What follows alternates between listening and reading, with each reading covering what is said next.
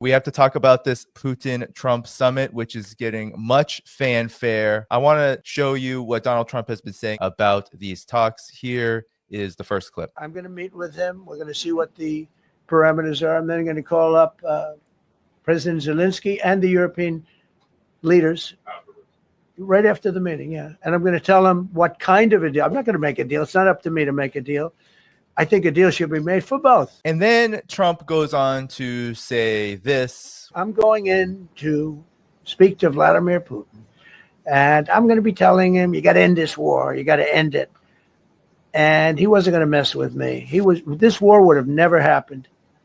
You know, we had a discussion about it one time, and we never had that discussion again. Would have never happened. What's your assessment of the situation around these talks? What's the myth and what's the reality? Trump is delusional. This is a replay of what resulted in Minsk II, only on a much larger scale.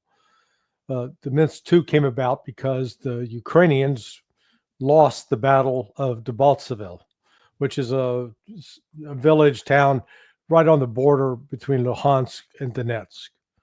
But it was the imminent defeat of the Ukrainian military. This was back in January, February of 2015. Man, Angela Merkel got on a plane, flew to Moscow, had a urgent meeting with Vladimir Putin, and convinced him to, hey, there's a peaceful way out of this, which led to the signing of the Minsk II agreement. That agreement was between the militias in Donetsk and Luhansk and the government of Ukraine. Well, we find out in 2022, Merkel basically said, fooled you. Yeah, we just did that. And she said, we did that just to buy time for Ukraine so Ukraine could build back up militarily. And Putin admitted, yeah, I got played. I got fooled. They lied to me and I bought it. So now here we come. Remember 3 weeks ago, Donald Trump, or 2 weeks ago, it was, Russia's got 50 days to get into a ceasefire. Then within 2 or 3 days, no, it's 10 days, 12 days, dramatically shortening the time. Why'd that happen? Because of the collapse that's underway of the Ukrainian military on the front lines. This is another Debaltseve moment in which Ukraine is going to lose. And the West now understands that. Trump was told that, hence the urgency to try to have this meeting. And you can go to the meeting, but Putin's position has been very clear. There's nothing to negotiate about.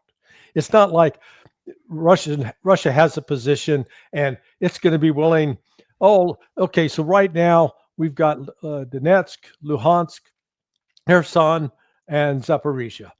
We'll give up Zaporizhia and Kherson if you'll pull all your troops out of Donetsk and Luhansk. No, that kind of deal is not going to happen. The territories that Russia has acquired through legal processes in Russia, where they've had a vote of the people in Luhansk, Donetsk, Zaporizhia, Kherson, and Crimea, all voted to become part of Russia. All are now constitutionally part of Russia. And Vladimir Putin has zero power to be able to give any of that up. So there's not going to be territorial concessions. So Trump's biggest problem, and I'll end it with this, he thinks that this is a war about a territorial dispute. It's nothing of the sort. It's about NATO, ultimately. Ukraine is just the proxy victim in this battle. I want to play what Lindsey Graham said, but this has been said by basically everyone from Donald Trump, J.D. Vance. They talk about land swaps. So, Senator Graham, you take me to my next question. Let's talk about the red lines and what a good deal would look like. Yeah. Let's look at the map right now, Senator, there. This is a map of Ukraine. You can see the areas in red currently under Russian control.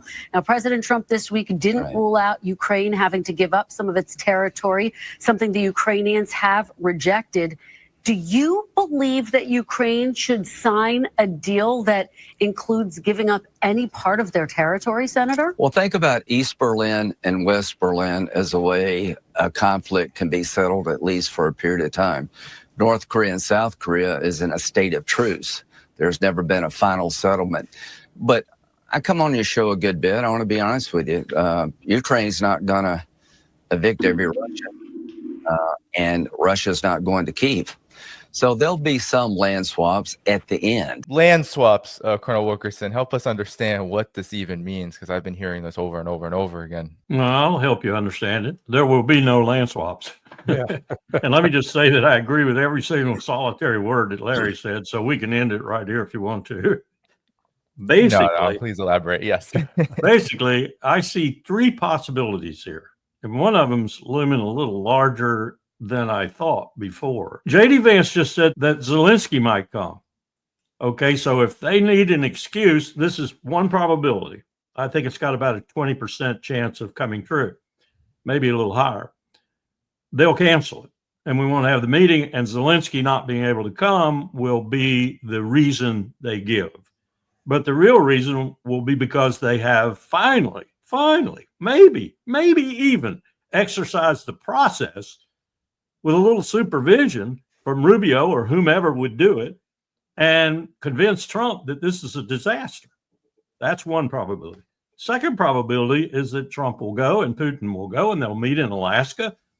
And what they really want to talk about, I think, is a new European security architecture and a resumption of the START treaty and going from there into much better nuclear control. But they won't do that. They'll get hung up in what are the details Larry just discussed very well. And Trump won't see any way, fashion, or form that he can come out of that meeting and spin it in any way that he won or that he even broke even. And so then we'll have a worse kind of brouhaha in the Trump administration than we're having right now over the Epstein business. And then the third possibility is that, and I give that a 50%. And then the rest of the percentage I give to, we won't know anything about what happened except what Trump tells us, and that'll be a lie. And we'll go from there, which might be anywhere. And I think the determinant on that is going to be the fact that, as Larry said, the Ukrainian military is getting ready to say, I give up the ghost because I have no spirit left. They're going to be utterly destroyed. And I think now, before middle of September, maybe even earlier, they will cave in. So those three outcomes are none of them really good.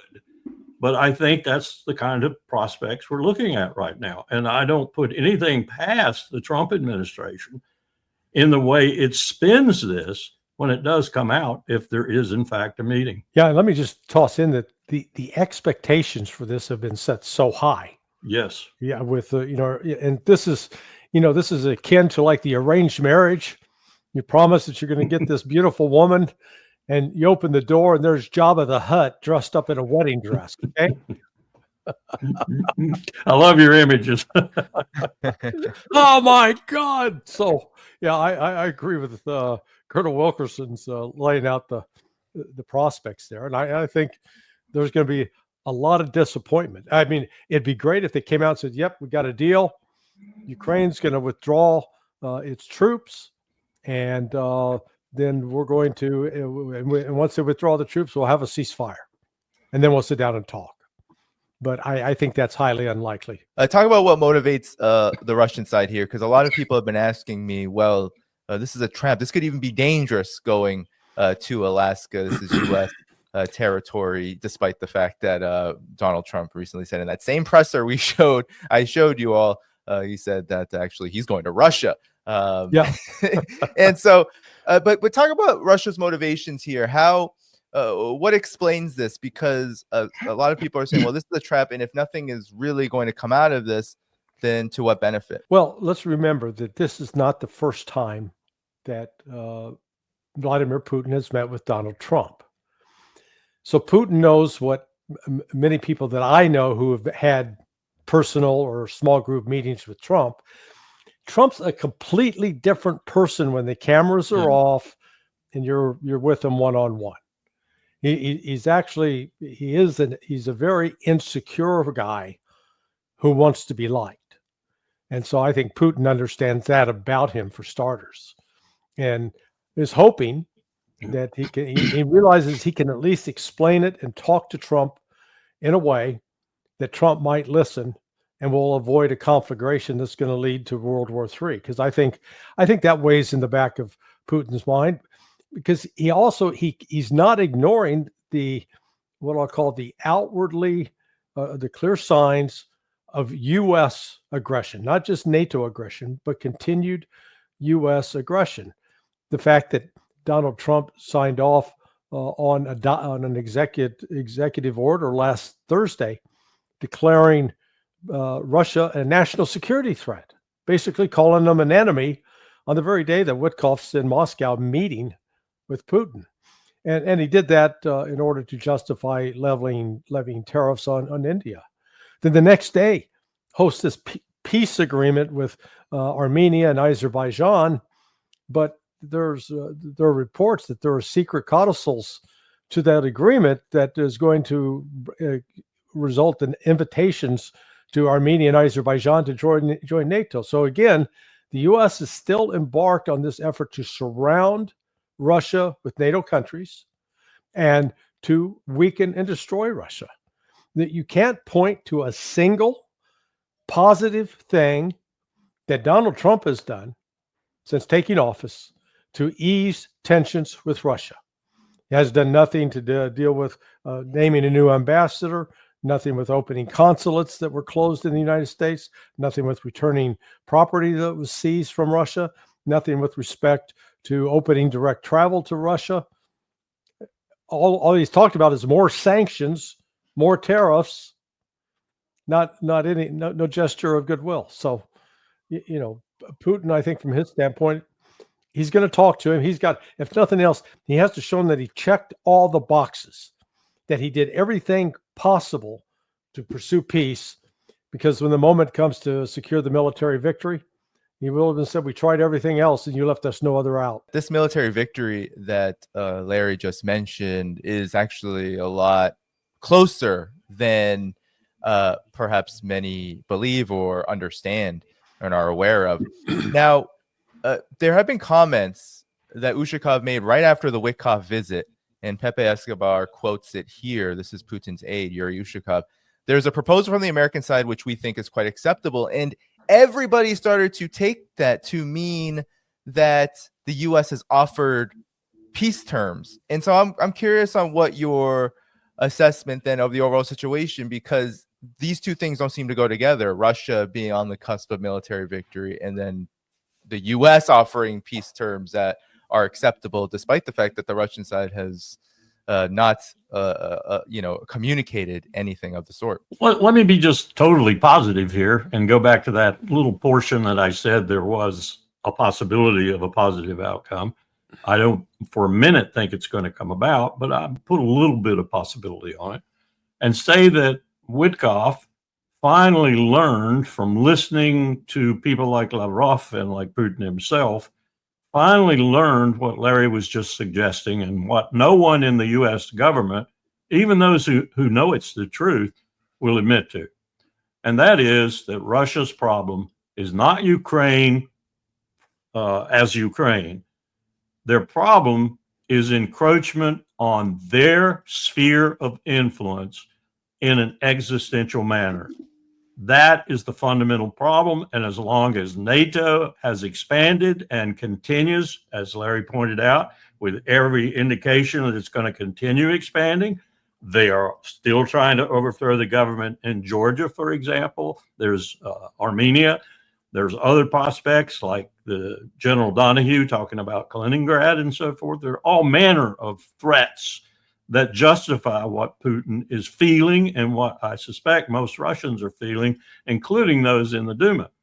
So if Witkoff got a hint of that from his discussions with Putin, 3+ hours, and came back and communicated it in a clear, distinct way to Donald Trump, and Donald Trump now has at least a different interpretation of what Russia's motivations are than he had before. I don't think he had a clue before, really. He was just using it as a political tool. I will end the war in 24 hours. That was all he was doing. But if he's got some kind of inkling of the seriousness of this situation right now, and given his stated preference for doing something about the expiring last vestige of nuclear treaty START in February of 26, then maybe he's going to take a different attitude into this meeting. That puts me in that little 20% or so I said might be a positive outcome. Listening further to Putin, who will, I'm sure, elongate and make this very clear once again to President Trump, if Trump listens. And as Larry said, I think from what I've heard too, he's a different individual when he's one-on-one or more or less the interlocutor with another interlocutor in a room somewhere. He's better. If he listens to this and he comes out of the meeting with at least that kind of knowledge and works from that kind of knowledge from this point on and defies some of the neocons and others in his administration or behind his administration who wish otherwise, then we could have a whole different deal here. And we might actually be embarked on some kind of meaningful diplomacy, which at the center of which will be Trump himself. I would have absolutely no problem with that. That's, I know, wishful thinking probably, but that's the spin I would put on a positive, potentially positive outcome from this meeting, that Larry's points are finally understood by Donald Trump. Even if he's a dodo, that has to change his thinking about how he deals with Russia from this point on. Now, how he manifests that in political maneuvers is another thing altogether. He seems to be good at that in some respects, but not so much in international diplomacy. Look at his moves with India. They were simply brain dead moves. I mean, we have now done the impossible. Yeah. We have put Russia, India, and China in the same camp. Hey, it's Trump's secret strategy to win the Nobel Peace Prize. He's brought India and China closer together than ever before. That's deserving of the Nobel Peace Prize. Right. For what? Yeah. for enemy creation. Yeah. I mean, there are a lot of times, Larry and Colonel Wilkerson, where when Trump does something, I at times say, well, keep going, because this is actually doing a maybe unintentional service to the world by bringing countries together that definitely need to resolve differences and will be better for them in the long run. So, yeah, maybe he'll get the Nobel Peace Prize for creating enough enemies to make peace. Yeah. Well, let me throw out another possibility that perhaps Witkoff, his message to Putin was, look, President Trump is not in a position where he can completely end all support for Ukraine. But we also don't want to be at war with you. And we'd like to look at ways that we could start building up cooperation in a number of different areas, such as the space station, where we used to have quite a close relationship. Russia is now going in a different direction. Trump would like to restart that. The Arctic. So he could have come up with sketched out a whole other area that was outside of dealing specifically with the war, but with a broader goal of easing tensions. Now, I think that's unlikely, but I'm just trying to come up with some other logical possibilities here. But regardless of which possibility we entertain, let's deal with the reality that is not going to change, is that Russia is winning the war on the ground. It is advancing at an increased pace, and it is on the verge of breaking through the final major defensive line in western part of Donetsk. And once they do that, it's the road's wide open to the Dnieper, and Russia's going to be in firm control of all the land east of the Dnieper River. And despite what Lindsey Graham said earlier, his comment, Russia is likely will take Kiev or Kiev, however you prefer to pronounce it. I don't think they're going to stop this until they take back Odessa. So this is to the extent that Putin's willing to meet with Trump, serves Putin's foreign policy interests with India, with China, with Brazil, where those countries are always, you need to negotiate. And he can say, look, I sat down. I did everything we possibly could. I sat down with the guy that tried to have me killed the end of May. I sat down with the guy that helped the Ukrainians plan an attack on all my strategic nuclear bombers. I sat down with the guy who 2 days before we were supposed to sit in peace talks in Istanbul with the Ukrainians, launched that attack on me on June 1st on my country.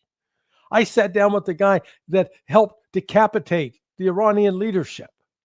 So I've done everything in my power to try to get a peaceful solution to this. And instead what we get are threats, sanctions, and tariffs. Now Putin will say it much more calmly than I just did. Then what would Russia actually accept in any kind of peace agreement?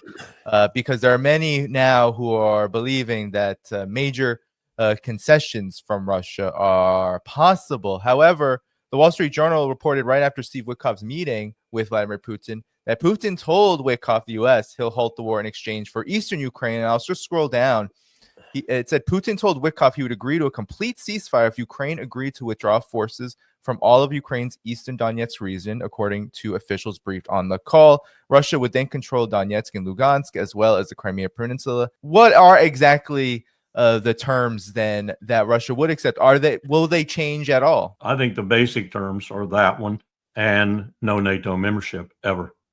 I think those two things are irreconcilable with Russia's interests. And you could play around the edges of those, but you can't take those two things away. And that's what Trump is going to have to deal with. I went back and looked over some of my U.S. Pacific Command papers that we developed during the time we were looking at, it was right around the time the Russians had invaded Afghanistan, and we had this, typical military feeling that Russia did not really want to linger in Afghanistan. What they wanted was to clean their backyard up, if you will, as they plunged on down and tried to get a warm water port around Chabahar, Bandar Abbas, somewhere on the Persian Gulf, on the northern Indian Ocean, the Sea of Oman. And we were preparing war plans actually to fight the Soviets then in the Zagros Mountains. We were building tank traps in those mountains in the passes. It's really tough terrain. Cross compartment it's almost impossible to move in that region without getting your ass blown off. So we were planning for that. As we were planning for that, we looked back over a number of historians' analyses of the Great Game as the Great Game proceeded in that region, and as empires changed, as some empires grew up and got bigger and more powerful and others faded away, there was always a thread of this interest throughout 1,000 years of the Great Game, probably longer if you throw the Persian Empire and others in there. And one of the things we noticed as a constant for the growing Russian Empire was the focus on the Black Sea. That was always something that Russia wanted to control. And I think Larry's right that Odessa is key to that. And I don't think they're going to stop until they take Odessa. So that's another fly you've got to throw into this, if you will, that I don't think Russia's going to give up on. I think the military in Russia, the Navy alone, will make that very difficult for Putin to give up on. And I would too. If I were in charge of the Russian Navy, I'd want Odessa. Well, number one, this notion that he can trade territory, give up territory. No, he can't. Yeah. When the vote took place in September of 2022 in the four former oblasts of Ukraine, and they all voted to join the Russian Republic, the Russian Federation. Then the moment that was accepted by the Duma, it became part of Russia's constitution. So, Putin might as well go and say, okay, yeah, I'll give up half the moon to you. He's got as much authority to do that as he does to give up any of that territory, which means zero. So he's not giving up territory. And Witkoff obviously misunderstood, highly likely, or, making something up. Russia's demands go back to the treaty that was submitted, the draft treaty that Putin submitted to Joe Biden in December of 2021. and the United States then rejected in January of 2022. And that almost is entirely concerned with NATO, the expansion of NATO, and removing NATO from Russia's borders. Russia is not going to continue to allow NATO to present a threat to it.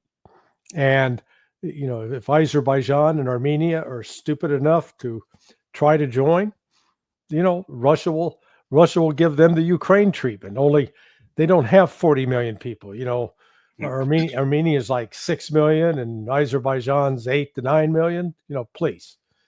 Be more like the South Ossetia, Abkhazia treatment.